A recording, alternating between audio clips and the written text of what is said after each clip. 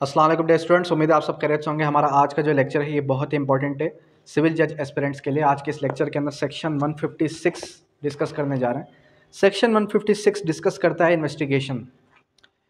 अब देखें, एक तो पूरा का पूरा कंप्लीट चैप्टर है हमारे पास इन्वेस्टिगेशन का, जो हम प्रीवियसली डिस्कस कर चुके हैं। आज के इस लेक्चर के अंदर हम क्या डिस्कस करें? Only on section 156 investigation.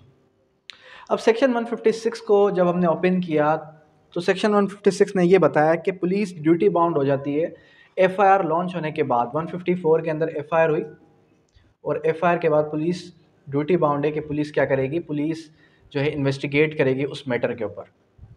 और उस मैटर के ऊपर जब पुलिस इन्वेस्टिगेट करेगी तो without order of magistrate, without order of magistrate के ऑर्डर की ज़रूरत होती हरगिज़ नहीं है कि मजिस्ट्रेट के कहीं ना कहीं मजिस्ट्रेट की किसी ऑर्डर की ज़रूरत हो। Without order of magistrate police क्या करती है, उस मैटर पर इन्वेस्टिगेट करती है और कभी भी उस इन्वेस्टिगेशन को can not be called in question. उस पर कोई सवाल उठ ही नहीं सकता, कुछ अपॉन क्वेश्चन वो हो ही नहीं सकती इन्वेस्टिगेशन। अब पुलिस किस तरीके कार की इन्वेस्टिगेशन करती है तो मुझसे बेहतर आप जानते हैं। अब मजिस्ट्रेट क्या किसी अथॉरिटी पे, मजिस्ट्रेट क्या कर सकता है? मजिस्ट्रेट के पास कोई पावर्स हैं कि मजिस्ट्रेट क्या कर सके, मजिस्ट्रेट जो है दोबारा से इन्वेस्टिगेट करवा सके? तो आप याद रखें कि अंडर सेक्शन 190 CRPC मजिस्ट्रेट के पास पावर्स हैं कि मजिस्ट्रेट क्या कर सके, मजिस्ट्रेट जो है, मजिस्ट्रेट के पास पावर्स है कि मजिस्ट्रेट इन्वेस्टिगेट करवा सके किसी भी मैटर के ऊपर। लेकिन पर्टिकुलरली कौन कौन से मैटर्स के ऊपर? अंडर सेक्शन 497 और 498 PPC। अब ये 497 और 498 PPC होते क्या हैं, कौन से मैटर्स हैं? एडल्ट्री, फोर्निकेशन, एडल्ट्री तो ओमिट हो चुका है। तो ये जो मैटर्स होते हैं उन मैटर्स पर मजिस्ट्रेट क्या कर सकता है? मजिस्ट्रेट उनको दोबारा से इन्वेस्टिगेशन का ऑर्डर जारी कर सकता है। फिर फर्दर जब हम मूव किए सेक्शन 156 सब क्लास ए की तरफ, 156 सब क्लास ए ने हमें क्या बताया? Investigation of offence under 295C, investigation of offence under 295C। अब 295C किस चीज़ से रिलेट करता है? नबी करीम सल्लल्लाहु अलैहि वसल्लम की शान में गुस्ताखी, ऑफेंसेस अगेंस्ट रिलीजन से रिलेट करता है ये। तो ऑफेंसेस अगेंस्ट रिलीजन, अगर कोई भी शख्स क्या करता है, कोई भी शख्स ऑफेंसेस अगेंस्ट रिलीजन करेगा तो फिर उसकी जो रिपोर्ट होगी वो रिपोर्ट कौन कर सकता है और उसकी इन्वेस्टिगेशन कौन कर सकता है? तो उसकी जो इन्वेस्टिगेशन है सिर्फ और सिर्फ SP, सुपरिटेंडेंट ऑफ पुलिस के पास पावर्स हैं कि सुपरिटेंडेंट ऑफ पुलिस क्या करे, उस मैटर पर इन्वेस्टिगेट करे। उसके बाद आ जाएँ सेक्शन 156 सब क्लास B। सेक्शन 156 सब क्लास B जब आप ओपन करेंगे, investigation of offence, investigation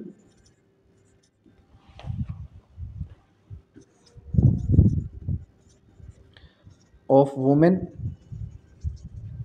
investigation of women in case of जिना, केस ऑफ जिना।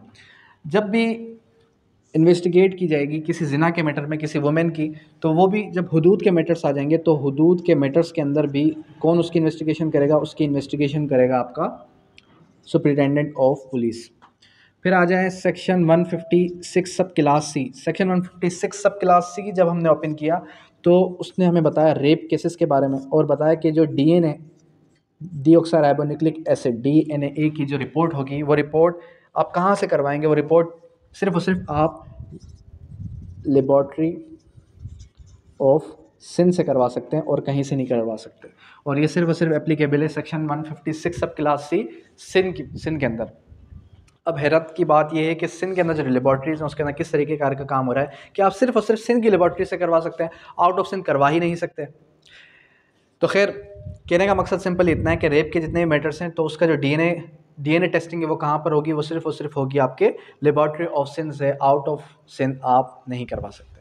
अब आ जाते हैं किसकी तरफ? अब आ जाते हैं इसके ऑब्जेक्ट की तरफ। अगर हम बात करें इसके ऑब्जेक्ट की तो इसका जो ऑब्जेक्ट है वो हमें कहाँ डिफ़ाइन किया गया है? वो हमें डिफ़ाइन किया गया है 1994 PCRLJ पेज इसका आ जाता है 144, पेज 144। ठीक है, अब इसके ऑब्जेक्ट के अंदर हमें सिंपली ये बताया कि collection of evidence, collection of evidence. तो सेक्शन 156 का बेसिक ऑब्जेक्ट है क्या? बेसिक ऑब्जेक्ट सिंपली इतना है कि कलेक्शन ऑफ एविडेंस होगी। पुलिस हरगिज ये नहीं कह सकती कि कौन ऑफेंडर है, किसने ऑफेंस किया है, किसने ऑफेंस नहीं किया। पुलिस हरगिज ये अपना बयान नहीं दे सकती। ठीक है, अब होगा ये कि जब भी इन्वेस्टिगेट होगी, इन्वेस्टिगेशन होने के बाद पुलिस जब चालान सबमिट करेगी तो उसमें सिर्फ और सिर्फ ये बताएगी कि हमने कलेक्शन ऑफ एविडेंस की और जो है हमने ये एविडेंसेस कलेक्ट किए। उसके बाद नेक्स्ट आ जाएं, नेक्स्ट जो हमारे पास आ जाता है, नेक्स्ट केस लॉ की तरफ अगर हम बढ़ें तो नेक्स्ट केस लॉ की तरफ जाने से पहले एक चीज़ याद रखें कि पुलिस हरगिज एक्सपर्ट ओपिनियन नहीं दे सकती। तो इसके लिए याद रखते हैं नो एक्सपर्ट ओपिनियन। पुलिस हरगिज एक्सपर्ट ओपिनियन दे ही नहीं सकती कि आया कि इसने ऑफेंस किया है, आया ये ऑफेंडर है या आया ये ऑफेंडर नहीं है। No opinion of police. ठीक है, 2001 SCMR 660 इसका ये केस लॉ है। 2001 SCMR 221 जिसने हमें क्या बताया, जिसने हमें सिंपली ये डिफाइन कर दिया कि भाई पुलिस अपनी रिपोर्ट में पुलिस हरगिज अपनी जो है ओपिनियन नहीं दे सकती। No opinion of police. फिर आ जाए नेक्स्ट केस लॉ की तरफ, 2005 PCRLJ 2005 PCRLJ 2005 PCRLJ 1477। इस केस लॉ ने हमें क्या बताया? इस केस लॉ ने हमें सिंपली ये गाइड किया कि bring truth before court, bring truth before court, is it possible और नॉट? ये तो जब आप प्रैक्टिस के अंदर आएंगे तो पता चलेगा।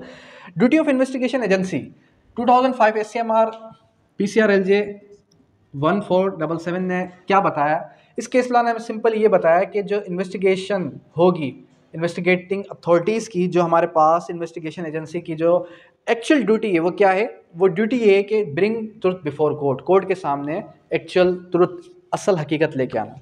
अभी रिसेंटली मैं एक जो है यूट्यूब स्क्रॉल कर रहा था, वहाँ पे एक जज साहब ने बताया कि दोनों पार्टीज़ को पता है, दोनों पार्टीज़ को पता है कि किसने ऑफेंस किया है, किसने ऑफेंस नहीं किया, कौन किसका राइट बनता है, किसका राइट नहीं बनता। एक्चुअली जो ट्रायल पर है वो तो खुद जज है, मैं नहीं।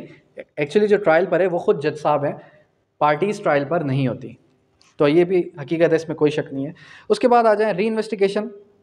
क्या री इन्वेस्टिगेशन हो सकती है आफ्टर इन्वेस्टिगेशन या नहीं हो सकती? तो इसके लिए केस लॉ लिखें 2006 SCMR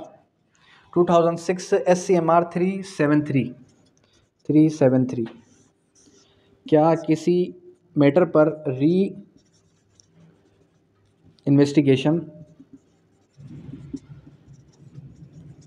हो सकती है या नहीं हो सकती? तो री इन्वेस्टिगेशन की अगर बात की जाए तो इन्वेस्टिगेशन के बाद किसी भी टाइम पे री इन्वेस्टिगेशन भी हो सकती है, और इवन दो आफ्टर जजमेंट भी री इन्वेस्टिगेशन हो सकती है। मिसाल के तौर पे अगर किसी शख्स ने पर्जरी की हो, तो पर्जरी करने के बाद, जजमेंट के बाद अगर पता चल जाए कि उसने तो पर्जरी की थी, तो दोबारा से री इन्वेस्टिगेशन हो सकती है। पुलिस दोबारा से री इन्वेस्टिगेट कर सकती है उस मैटर को। उसके बाद if there is irregularity by order, अगर वहाँ पर इरेगुलरिटी आ जाए, ठीक है, उसके बाद फर्दर इन्वेस्टिगेशन, क्या फर्दर इन्वेस्टिगेशन हो सकती है या नहीं हो सकती?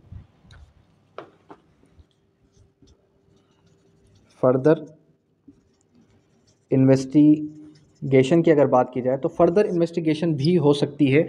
किस केस लॉ ने हमें बताया? 2011 PCRLJ 209 2011